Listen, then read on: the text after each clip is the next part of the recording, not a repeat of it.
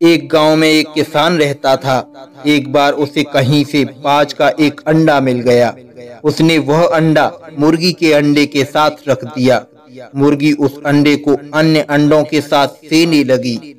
कुछ दिनों में मुर्गी के अंडों में से चूजे निकल आए और बाज के अंडे में से बाज का बच्चा चूजों के साथ पलने लगा। वह चूजों के साथ खाता पीता खेलता इधर उधर फुदकता बड़ा होने लगा। चूजों के साथ रहते हुए उसे कभी एहसास ही नहीं हुआ कि वह चूजा नहीं बल्कि बाज है। वह खुद को चूजा ही समझता था और हर काम उन्हीं की तरह करता था। जब उड़ने की बारी आई तो अन्य चूजों की देखा देखी वह भी थोड़ी ही ऊंचाई तक उड़ता और फिर वापस जमीन पर आ जाता। उसका भी ऊंचा उड़ने का मन करता, लेकिन जब वह सबको थोड़ी ही ऊंचाई तक उड़ता देखता तो वह भी उतनी ही ऊंचाई तक उड़ता। ज्यादा ऊंचा उड़ने की वह कोशिश ही नहीं करता था। एक दिन उसने ऊंचे आकाश में एक बाज को उड़ते हुए देखा। उतनी ऊंचाई पर उसने किसी पक्षी को पहली बार उड़ते हुए देखा था। उसे बड़ा अचरज हुआ। उसने चूजों से पूछा, वो कौन है भाई जो इतनी ऊंचाई पर उड़ रहा है? चूजे बोले, वो पक्षियों का राजा बाज है।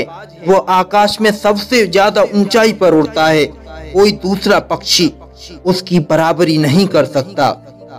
यदि मैं भी उसके जैसा उड़ना चाहूं तो? बाज ने पूछा। कैसी बात करते हो? मत भूलो तुम एक चूजे हो। चाहे कितनी ही कोशिश कर लो, बाज जितना नहीं उड़ पाओगे। इसलिए व्यर्थ में ऊंचा उड़ने के बारे में मत सोचो। जितना उड़ सकते हो उतने में खुश रहो। चूजे बोले। बाज ने यह बात मान ली और कभी ऊंचा उड़ने की कोशिश ही नहीं की। बाज होने के बावजूद भी वह पूरी जिंदगी मुर्गी के समान जीता रहा।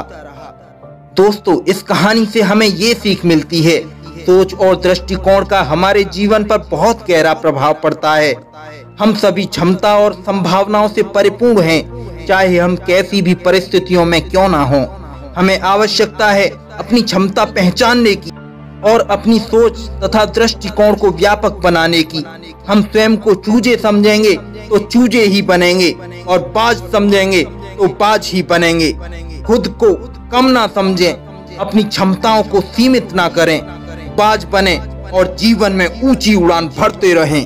धन्यवाद दोस्तों। ऐसे और भी मोटिवेशनल वीडियो देखने के लिए हमारे चैनल बिग थिंकिंग को सब्सक्राइब कर लें, बेल आइकन को प्रेस कर दें, जिससे आने वाले लेटेस्ट वीडियो आपको सही समय तक मिल सके। धन्यवाद। जय हिंद, वंदे मातरम।